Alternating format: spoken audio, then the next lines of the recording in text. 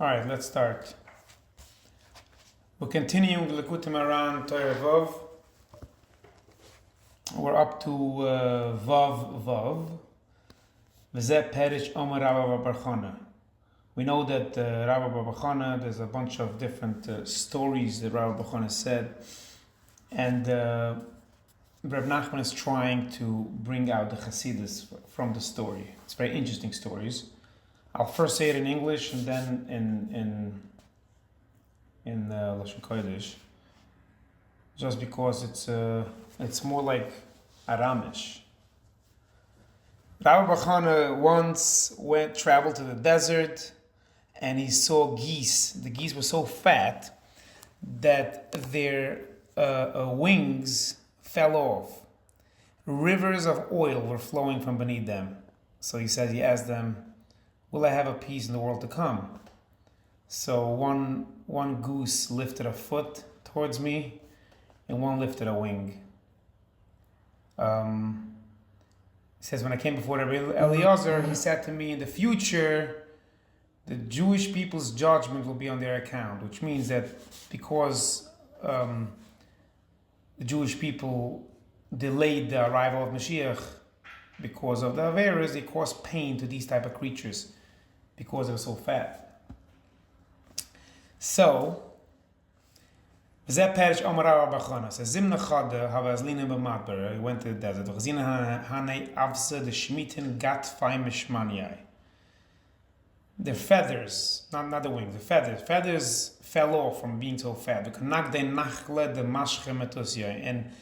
And it was flowing rivers of oil from underneath them. And I said to them, Isli minche chilkedal mit usa. Will I have a lot in the world to come? Chada dalile atma, chada dalile gatfa. One goose picked up his leg, one goose picked up his wing. Also the comment of Eliezer, Omeli Asid, you still a little lame as a din. Now, Pashup Shop, we don't understand what this means. What does it mean? This is a very interesting story.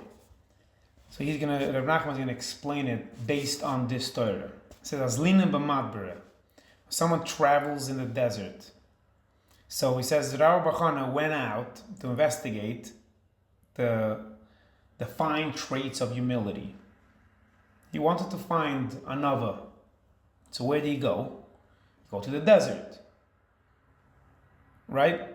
Because when a person considers himself like as a desert, so people can just step on him, then that's kind of the middle of another. It says, "Shahalach lachkei b'midatov shel nova she'odam meisim atzmei kamidbar ladosh." For everyone to be able to step on him. So if a person humbles himself, making himself like a desert, then he says that Chachma, that he will see Chachma. It says,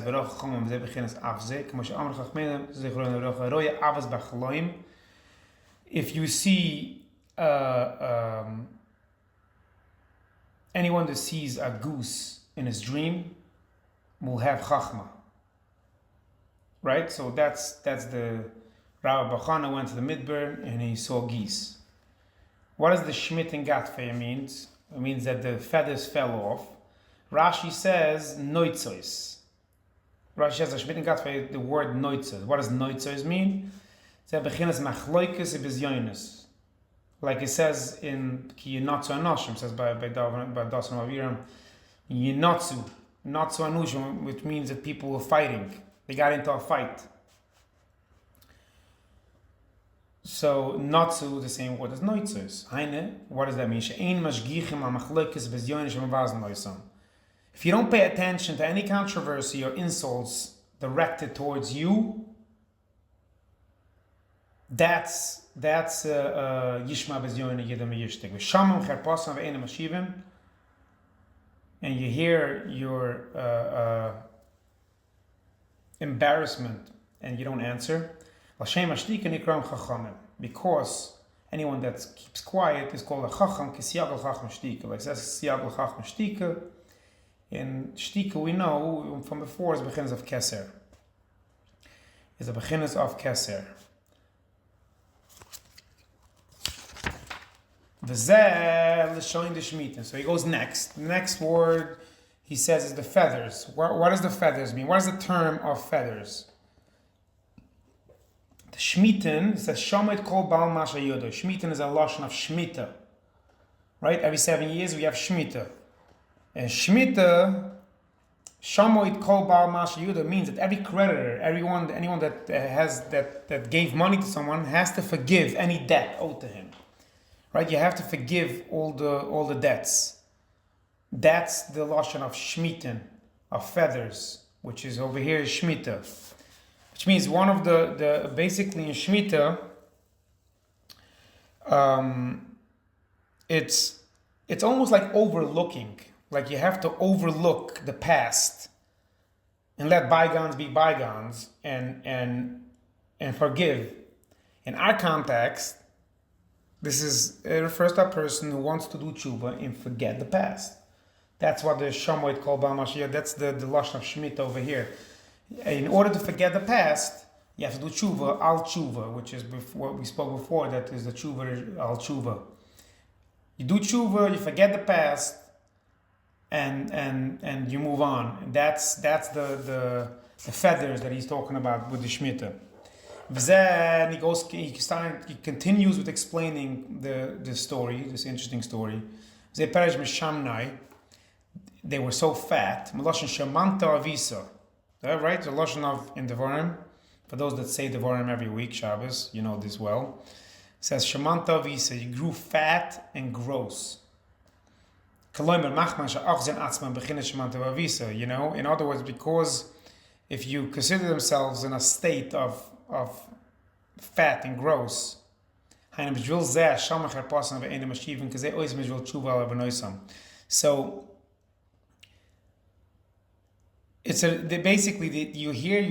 hear other people ridicule you and you don't respond. That's kind of goes into the same level of the fat and gross. Like it's going in that state of mind that when you hear someone embarrassing you and you don't respond, it's not easy. It's not easy, and you're doing that is real tshuva l'vanoisam, right? You only do that so you can. It gives you a form of tshuva. Which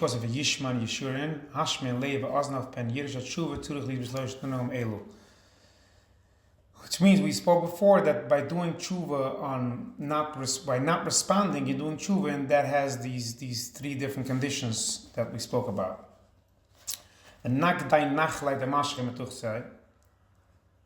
And rivers of oil were flowing from beneath them. By being quiet, you zoich the kavod of Hashem. Shehu beginnes shemen. It's the beginning of shemek. Because I have to tzedek, tishna reja akayim shechacho.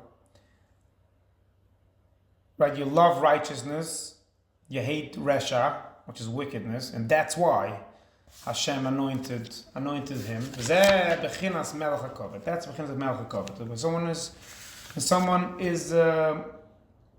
is quiet, will zoich to the kavod of Hakim, which over here he became melech. So Rabbi Bachana asks, so he asks, will I have a peace in the world to come? So one goose lifted a foot towards me. What does that mean? As we spoke before, that the earth is the bottom part of the aleph. The aleph has the top part, which is the kisei, and the bottom part, which is the regel. And the regel is doim hadoim. Doim is quietness. So this goose picked up a foot, alluding to the lower point of the aleph, which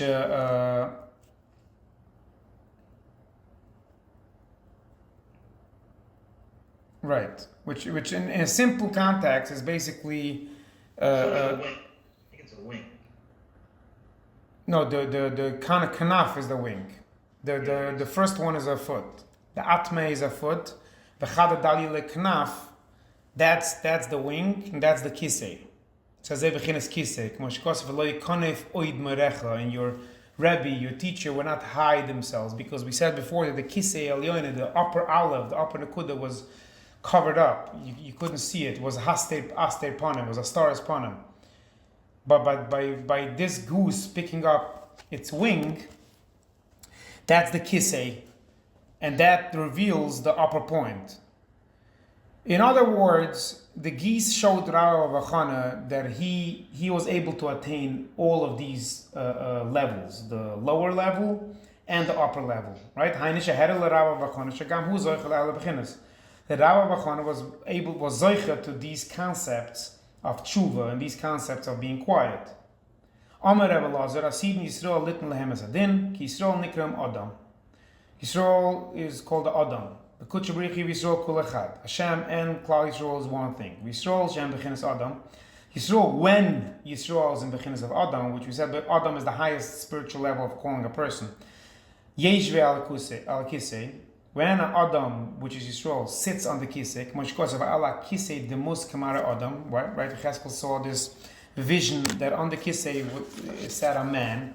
Yisrael yitnu din lechal bo olam haina heim yishpit ba'atzma kol adinim.